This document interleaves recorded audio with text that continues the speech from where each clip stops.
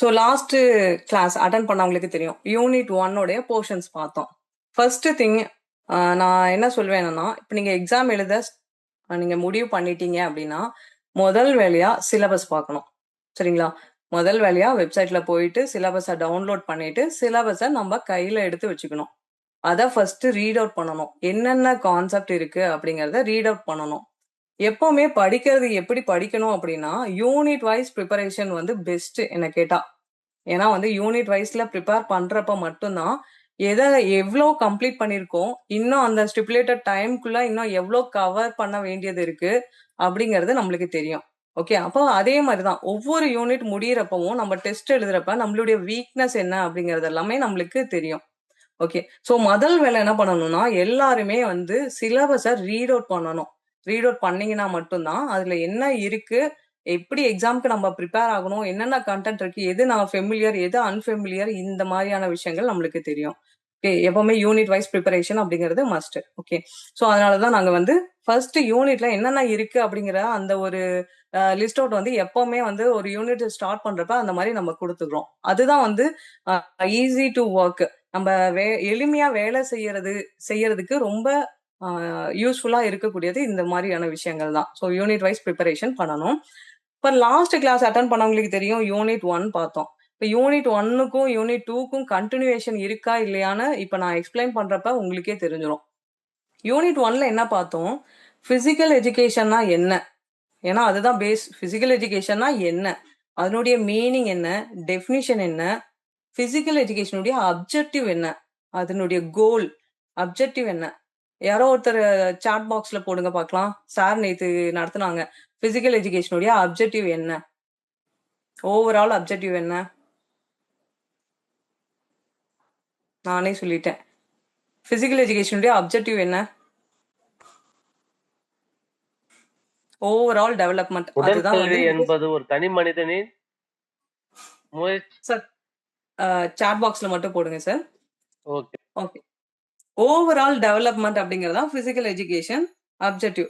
அப்ப neuromuscular development, அதுல physical fitness, எல்லா neuromuscular development, physical fitness, so overall development, personality development, இது எல்லாமே பிசிக்கல் எஜுகேஷனுடைய அப்ஜெக்டிவ்ல வந்துடும். இப்போ பிசிக்கல் எஜுகேஷன்னா என்ன, அதனுடைய அப்ஜெக்டிவ்னா என்ன, மீனிங், இதெல்லாமே பார்த்தோம். அதே மாதிரி குளோபலா பிசிக்கல் எஜுகேஷன் எப்படி டெவலப் ஆச்சு, அதுதான் வந்து ஆன்சியன்ட் கிரீஸ்ல பிசிக்கல் எஜுகேஷன் எப்படி இருந்துச்சு, அதுக்கப்புறம் ஆன்சென்ட் ஒலிம்பிக்னா என்ன, மாடர்ன் ஒலிம்பிக்ஸ்னா என்ன, ஒலிம்பிக் மூவ்மெண்ட் எப்படி ஸ்டார்ட் ஆச்சு, இது எல்லாமே யூனிட் வைஸ்ல கவர் ஆகக்கூடிய போர்ஷன்ஸ். அதுக்கப்புறம் பிசிக்கல் எஜுகேஷனுடைய அப்ஜெக்டிவ புரிஞ்சுக்கிட்டு நம்மளுடைய கவர்மெண்ட் எந்த அளவுக்கு டெவலப்மெண்ட் பிசிக்கல் எஜுகேஷனை டெவலப் பண்ணணும்னு என்னென்ன மாதிரியான ஸ்கீம் கொண்டு வந்தாங்க, இதெல்லாம் தான் நம்ம என்ன பார்த்தோம், யூனிட் 1ல இருக்கக்கூடிய போர்ஷன்ஸ். ஓகே, இப்போ அந்த பிசிக்கல் எஜுகேஷன் டெவலப்மெண்ட்ல பாத்தீங்கன்னா, சாய் எப்படி sports authority of India, SDAT, அதனுடைய ஸ்கீம்ஸ், இதெல்லாமே யூனிட் 1ல இருக்கக்கூடிய போர்ஷன்ஸ். இப்ப யூனிட் 2ல என்ன பாக்குறோம்னா, ஸ்போர்ட்ஸ் மேனேஜ்மெண்ட் அப்படிங்கிற ஒரு கான்செப்டை நம்ம பாக்குறோம். கவர்மெண்ட் என்ன பண்ணிட்டாங்க, நிறைய ஸ்கீம்ஸ் கொண்டு வந்துட்டாங்க. அதை செயல்படுத்தக்கூடிய இடம் எது, அப்ப கரெக்டா அந்த அப்ஜெக்டிவ் வந்து கொண்டு போய் சேரணும். அதை செயல்படுத்தணும்னா என்ன பண்ணணும், நிறைய பேர்த்த அப்பாயிண்ட் பண்ணணும், நிறைய அதிகாரிகளை நியமிக்கணும், அவங்களுக்குன்னு என்ன பண்ணணும், அவங்களுக்குன்னு பொறுப்புகள் வழங்கணும். அப்ப அந்த அதிகாரத்தை கட்டமைக்கணும், பொறுப்புகளை கொடுக்கணும்.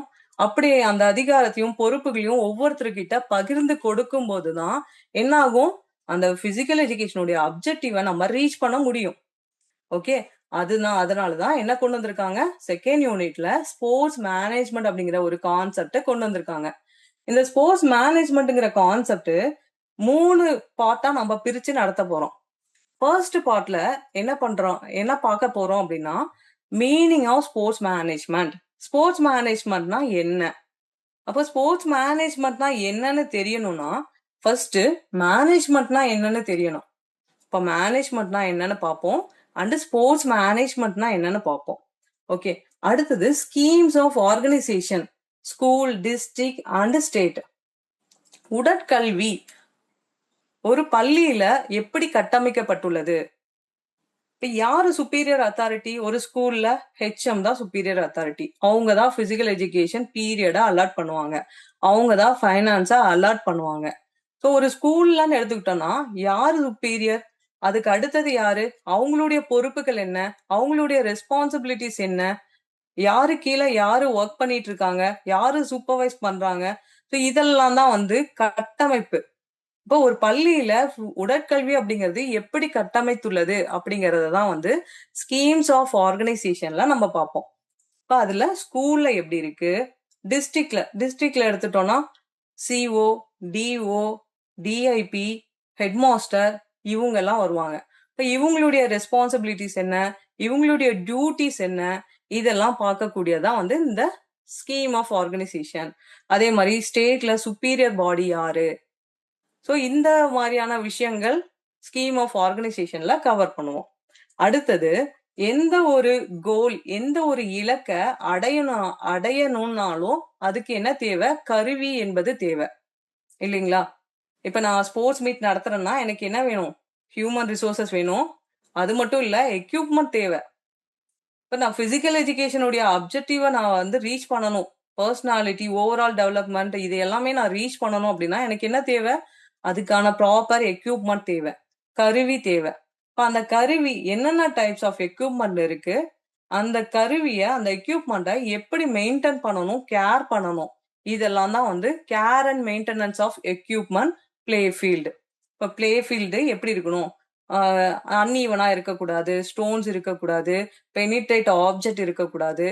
இப்போ not only play field, gymnasium ஒரு ஜிம்னாசியம்ல அதனுடைய மெஷர்மெண்ட் என்ன, ஒரு ஜிம்னாசியம் எந்த அளவுக்கு இருக்கணும், இப்போ அதை எப்படி கேர் பண்ணிக்கணும், மெயின்டைன் பண்ணணும். ஸ்விம்மிங் பூல், அந்த ஸ்விம்மிங் பூல்ல எப்படி வந்து கிளீனா வச்சுக்கணும், இதெல்லாமே வந்து நம்ம பார்க்கக்கூடியதான் வந்து care and maintenance of equipment and play field. இது இந்த டாபிக்ல நம்ம பார்க்கக்கூடிய விஷயங்கள். அடுத்தது என்ன வந்து கவர்மெண்ட் பெரிய அளவுல ஸ்கீம் கொண்டு வந்து அதுக்கு கோடிக்கணக்குல நிதியை ஒதுக்குனாலும் கடைசியில அந்த வேலையை செய்யக்கூடிய ஆட்கள் யாருன்னு பார்த்தோம்னா, ஃபீல்டுல ஒர்க் பண்ணக்கூடிய ரூட் பர்சன் யாருன்னு பார்த்தோம்னா பிசிக்கல் எஜுகேஷன் டீச்சர். ஏன்னா அவங்க தான் வந்து ஸ்ட்ரெயிட்டா மாணவர்கள் கிட்ட இன்டராக்ட் பண்றாங்க. அப்ப அந்த பிசிக்கல் எஜுகேஷன் டீச்சர் ஒரு குவாலிட்டியான டீச்சர் இருந்தா மட்டும்தான் அந்த அப்ஜெக்டிவா அட்டைன் பண்ண முடியும். குவாலிட்டி இல்லாத டீச்சர்னால அட்டைன் பண்ண முடியாது. அப்போ ஒரு பிசிக்கல் எஜுகேஷன் டீச்சர் அவங்களுடைய குவாலிட்டிஸ் என்ன, அவங்களுடைய குவாலிஃபிகேஷன் என்ன, எப்படி இருக்கணும், அவங்களுடைய பர்சனாலிட்டி என்ன, இதெல்லாம் பார்க்கக்கூடியதான் வந்து qualities and qualification of physical education teacher.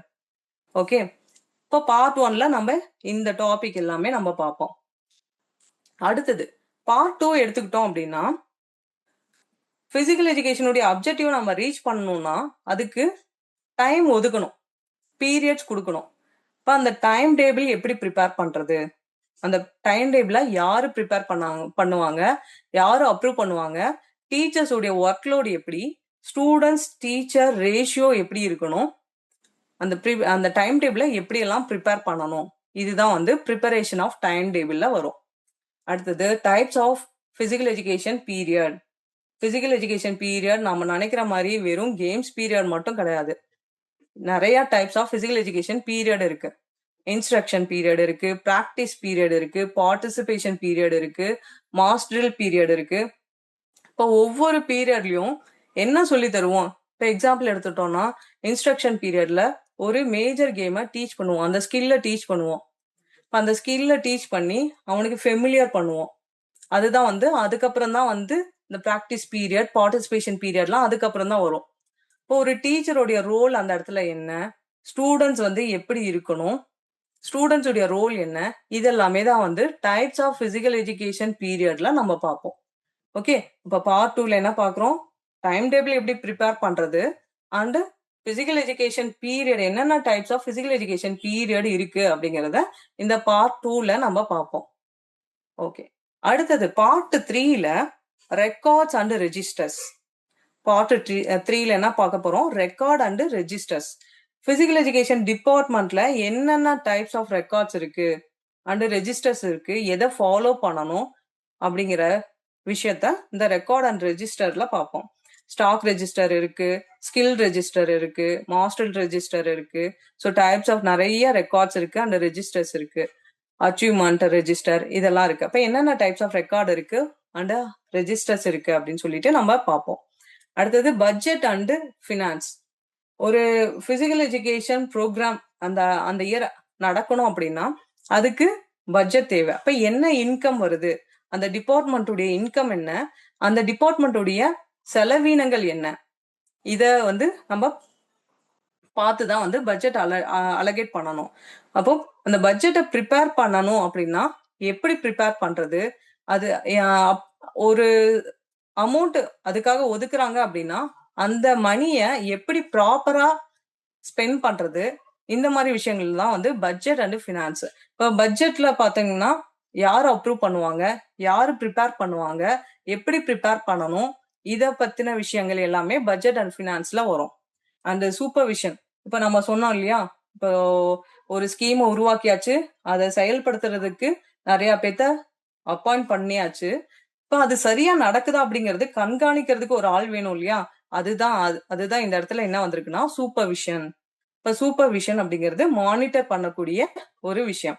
இப்ப ஸ்கூல்ல அந்த ப்ரோக்ராம் சரியா தான் போகுதா அப்படின்னு பாக்குறது தான் வந்து சூப்பர்விஷன். ஸோ அந்த சூப்பர்விஷன் பண்றவங்க பேரு சூப்பர்வைசர். அந்த சூப்பர்வைசருடைய குவாலிட்டிஸ் என்ன, குவாலிஃபிகேஷன் என்ன, இதெல்லாமே வந்து இந்த பார்ட் 3ல குவாலிட்டிஸ் அண்ட் குவாலிஃபிகேஷன் ஆஃப் சூப்பர்வைசர்ல பார்ப்போம். Okay, next visit.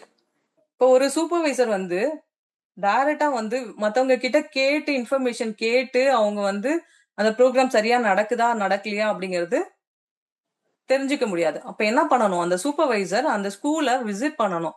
Visit பண்றப்பதான் actual situation அங்க என்ன, கரெக்டா எல்லாமே நடக்குதா, இல்ல ஏதாவது வந்து டெவலப்மெண்ட் பண்ண வேண்டியது இருக்கா அல்லது சேஞ்ச் பண்ண வேண்டியது இருக்கா அப்படிங்கிறத என்ன பண்ண முடியும், அந்த இடத்துக்கு விசிட் பண்ணா மட்டும்தான் அவங்கனால அதை வந்து அப்சர்வ் பண்ண முடியும்.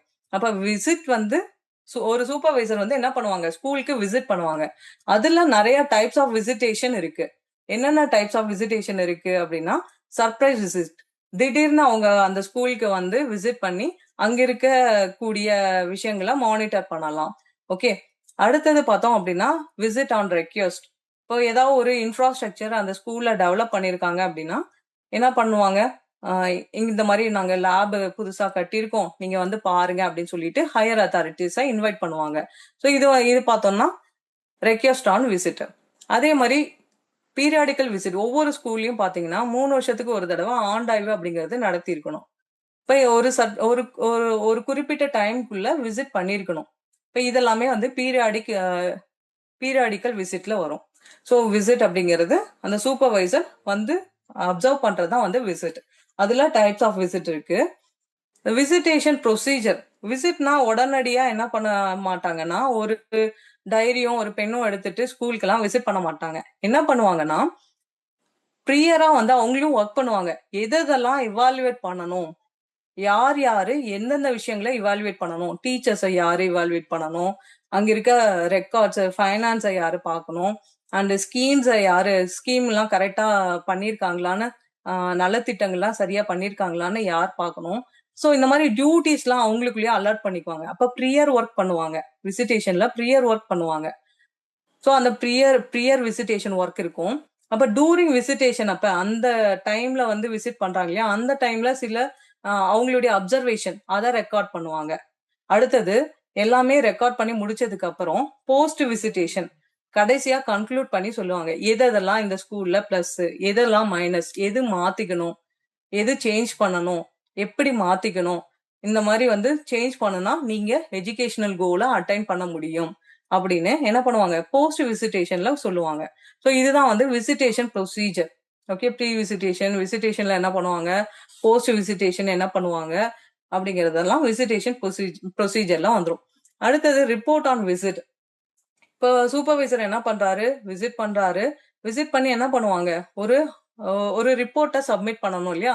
ஸோ அந்த ரிப்போர்ட் எப்படி இருக்கணும் அப்படிங்கிறது தான் வந்து ரிப்போர்ட் ஆன் விசிட். அந்த ரிப்போர்ட் வந்து எப்படி இருக்கணும், அப்படிங்கறத வந்து ரிப்போர்ட் ஆன் விசிட். ஸோ இந்த 3 பார்ட்டும் தான் வந்து இந்த யூனிட் 2ல நம்ம பார்க்கக்கூடியது. Part 1, part 2 and part 3. Okay. இப்போ பார்ட் 1ல நம்ம மேனேஜ்மெண்ட் அண்ட் ஸ்போர்ட்ஸ் மேனேஜ்மெண்ட்னா என்ன, இத பத்தி நம்ம பார்க்க போறோம். இன்னைக்கு பார்க்கக்கூடிய கிளாஸ் என்னன்னா, மேனேஜ்மெண்ட்னா என்ன, ஸ்போர்ட்ஸ் மேனேஜ்மெண்ட்னா என்ன, அதனுடைய கான்செப்ட், அதுல என்னென்ன காம்பனன்ட்ஸ் இருக்கு அப்படின்னு பார்ப்போம். ஓகே. மேனேஜ்மெண்ட் அப்படிங்கிற வார்த்தை எப்போ வந்து ஒரு மேனேஜ்மெண்ட்ங்கிற விஷயம், அதாவது மேலாண்மை அப்படிங்கிற ஒரு விஷயம் எப்ப உருவானது அப்படின்னு பார்த்தோம்னா, எப்ப மனிதன் கூட்டமாக வாழ ஆரம்பித்தானோ, தன்னுடைய உணவை தானே தேடிக் கொள்ளும் வரை மேனேஜ்மெண்ட்ங்கிற விஷயம் வரல. அப்போ கூட்டமாக ஒரு சொசைட்டியா ஒரு குரூப்பா எப்ப வாழ ஆரம்பிச்சானோ, வாழ ஆரம்பிக்கிறப்ப என்ன பண்ணுவாங்க, வேலைய பகிர்ந்து செய்வாங்க, அதிகாரங்கள் பகிரப்படும். அப்ப வேலையும் அதிகாரத்தையும் இதையெல்லாம் பகிர்ந்து வரைமுறைப்படுத்தப்பட்ட போதுதான் மேனேஜ்மெண்ட் அப்படிங்கிற விஷயம் அப்ப இருந்தே இந்த மனித சமுதாயத்திற்குள்ள வந்துருச்சு. ஓகே.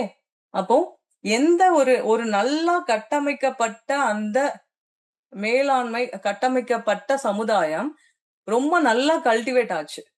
ஓகே. ஒரு வெல் டெவலப்டு சொசைட்டியா மாறுச்சு. இப்போ மேனேஜ்மெண்ட் அப்படிங்கிறது எவ்வளவு முக்கியம்.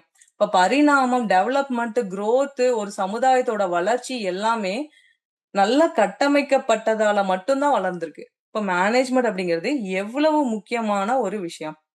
ஓகே. இப்ப மேனேஜ்மெண்ட் அப்படிங்கிறது இன்றியமையாத ஒண்ணு. அப்ப ஸ்போர்ட்ஸ்லயும் இது ரொம்ப ரொம்ப முக்கியமான ஒண்ணு.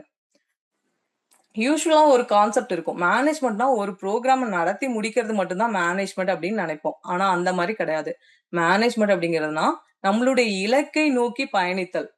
இப்போ திட்டமிட்டு நம்மளுடைய இலக்கை நோக்கி பயணித்தல் அப்படிங்கிறது தான் மேனேஜ்மெண்ட். அது சரியான முறையில பயணித்தல் அப்படிங்கிறது தான் மேனேஜ்மெண்ட். ஓகே. இப்ப இங்க மேனேஜ்மெண்ட்னா என்னன்னு சொல்லியிருக்காங்கன்னா, மேனேஜ்மெண்ட்டுடைய முதல் எய்ம் என்ன அப்படின்னா, மேலாண்மையுடைய முதல் எய்ம் என்ன அப்படின்னா, கோலை ரீச் பண்ணணும். அட்டைன் த கோல். அந்த கோலை ரீச் பண்ணணும். எப்படி ரீச் பண்ணணும்னா, சிறந்த முறையில ரீச் பண்ணணும். ஓகே. அதுதான் என்ன சொல்லியிருக்காங்கன்னா, எஃபிஷியன்சி அண்ட் எஃபெக்டிவ்னஸ். எஃபிஷியன்டாவும் எஃபெக்டிவ்னஸோடவும் நம்ம அந்த கோலை வந்து ரீச் பண்ணணும். திறமையா அந்த கோலை வந்து ரீச் பண்ணணும். இப்ப இங்க எஃபிஷியன்சி அண்ட் எஃபெக்டிவ்னஸ்னா என்னன்னா, எஃபிஷியன்சினா மினிமம் காஸ்ட் அண்ட் ரிசோர்ஸ். குறைந்த செலவுல மினிமம் ரிசோர்ஸ், குறைந்த வளங்களை பயன்படுத்தி அந்த கோலை வந்து ரீச் பண்ணணும். அதுதான் எஃபிஷியன்சி. எஃபெக்டிவ்னஸ்னா என்னன்னா, ஸ்டிபுலேட்டட் டைம், உங்களுக்கு கொடுக்கப்பட்ட டைம்ல அந்த ஒர்க்கை அந்த கோலை ரீச் பண்ணணும். இதுதான் வந்து எஃபெக்டிவ்னஸ். இந்த ரெண்டும் தான் மேனேஜ்மெண்ட்ல இருக்கக்கூடிய முக்கியமான கான்செப்ட். ஒரு கோலை ரீச் பண்ணணும் அப்படிங்கறதா மேனேஜ்மெண்ட்டுடைய எய்மு. அதுக்கான வழிமுறை தான் மேனேஜ்மெண்ட். அது எப்படி ரீச் பண்ணணும், எஃபிஷியன்டாவும் எஃபெக்டிவாவும் ரீச் பண்ணணும். ஓகே. இப்போ எக்ஸாம்பிள் நான் சொல்றேன். இப்போ நான் உங்களுக்கு ஒரு ப்ராஜெக்ட் கொடுக்குறேன். அந்த ப்ராஜெக்ட ஒருத்தர் என்ன பண்றாரு, எக்ஸ் பர்சன் என்ன பண்றாரு அப்படின்னா, நல்லா எஃபிஷியன்டா பண்றாரு, சூப்பரா அந்த ப்ராஜெக்ட பண்றாரு. ஆனா நான் சொன்ன டைம்க்கு முடிக்கல. இப்ப அந்த கோலை ரீச் பண்ணிருக்காரா அப்படின்னா கிடையாது. கோலை ரீச் பண்ணல. என்ன எஃபிஷியன்டான பர்சனா இருந்தாலும் அவர் என்ன பண்ணல, அந்த கோலை ரீச் பண்ண முடியல. அடுத்தது ஒய் பர்சன் இருக்காரு. அவர் என்ன பண்றாருன்னா, நான் சொன்னதுக்காகவே என்ன பண்றாருன்னா, அவசரமா அந்த ப்ராஜெக்ட பண்ணி முடிக்கிறாரு. இப்ப பண்ணி முடிக்கிறப்ப என்ன பண்றாருன்னா வந்து சரியா பண்ணல. சோ இங்கேயும் என்ன ஆகுது, கோலை ரீச் பண்ணல. ஓகே. அப்ப 2 இடத்துலயும் ஃபெயிலியர் தான் நடக்குது.